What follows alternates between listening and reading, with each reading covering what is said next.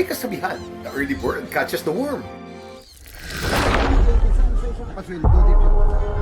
Pero ang uwak na ito sa President Rojas Capiz, hindi uod ang nahuli, kundi pera. Paldo! Ang perang papel na kanyang natangay, dinala nito sa taas ng bubong. Tinuka-tuka niya ito, at nang ito'y nilipad at nahulog, tila tinakpan niya pa para hindi ito liparin.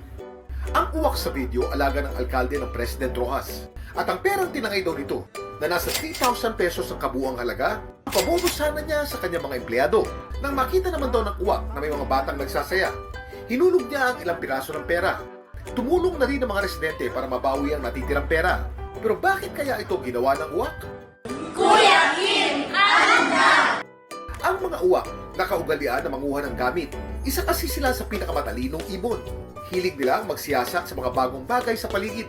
Ang iba namang uwak na gumagamit ng mga bagay bilang laruan, o minsan ay panghukay, pantukod o pangbukas ng pagkain.